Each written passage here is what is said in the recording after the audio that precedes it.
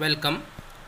Today I am here to discuss on Indian Accounting Standard 19, which explains the concept of employee benefit and its accounting treatment. When an employer contribute a compensation apart from salary to his employee, it is known as employee benefit. Most of the employers providing different varieties of employee benefit like PF, gratuity or insurance, which help them to attract and remain employees in their company. When an employer need to pay employee benefit within 1 year, that time that is known as short term employee benefit. As same, when there is no any obligation to employer to pay employee benefit within 1 year, that employee benefit is known as long term employee benefit. At the time of termination of employee from his job, that time employer want to pay some compensation, that is known as termination benefits, which employment benefits withdrawn after retirement of employee, those are considered as post employment benefits plan. All these employment benefits comes under Indian Accounting Standard 19, which prescribes accounting treatment consideration in the books of employer. As per Indian Accounting Standard 19, when an employer liable to pay employee benefit within one accounting period, those employee benefits considered as expenses.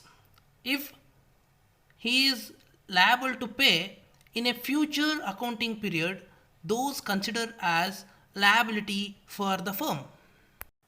Let's discuss which are the short term benefits.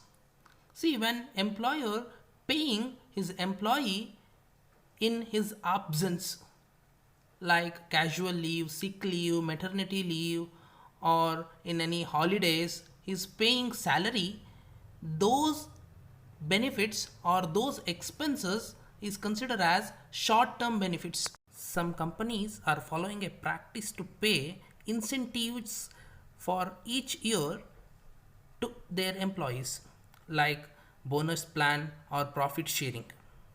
Those are also considered as short term benefits. Normally, short term benefit plans are withdrawn by the employee on the time of his service. After his service or after the retirement, which plans or which benefits are withdrawn by the employee is known as post employment benefit plans like pension, life insurance, medical care, or gratuity, etc. Post employment benefits are broadly classified into two types.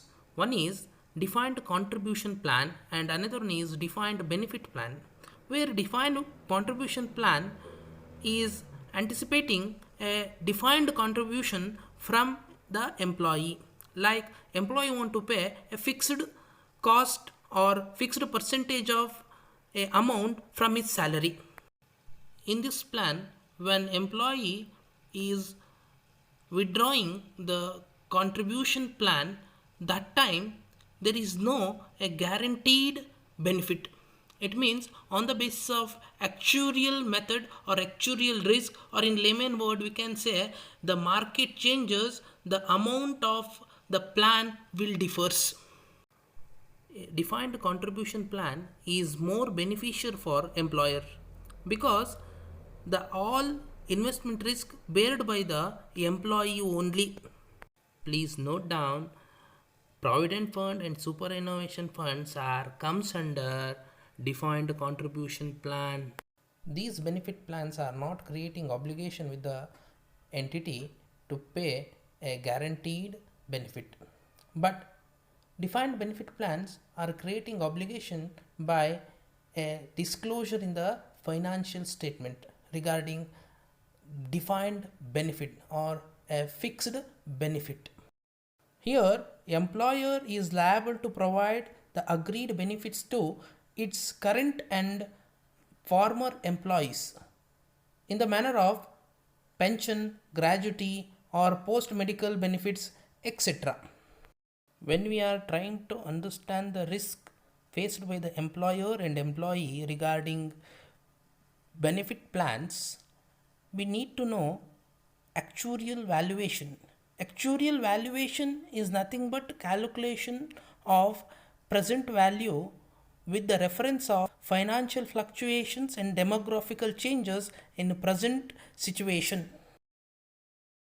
We already come to know that there is a need of disclosure regarding defined benefit plans in the employer's financial.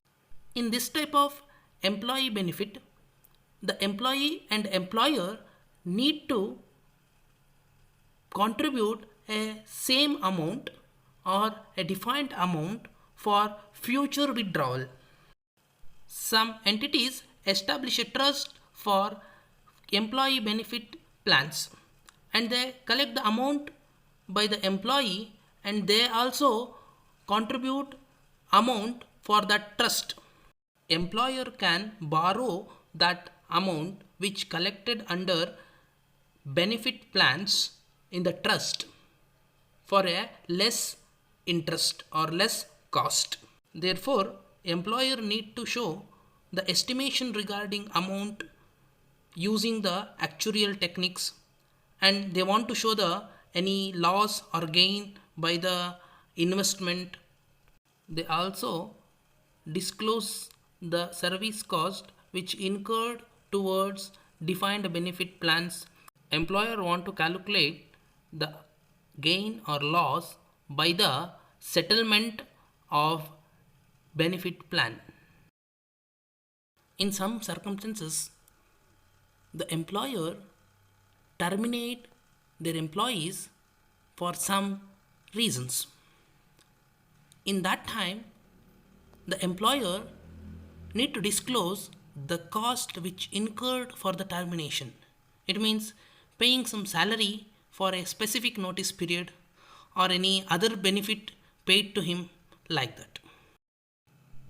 Indian Accounting Standard 19 does not mandate any disclosures regarding employee benefits. But as per Indian Accounting Standard 1 and as per Indian Accounting Standard 24, the firm need to disclose the employee benefit plans.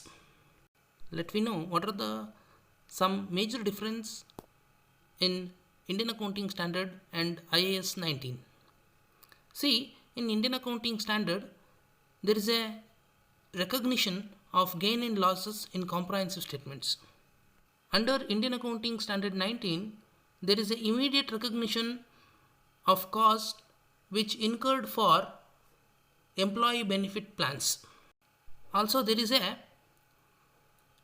estimation regarding future cash flows for the firm. This is a brief introduction regarding Indian Accounting Standard 19. Thank you.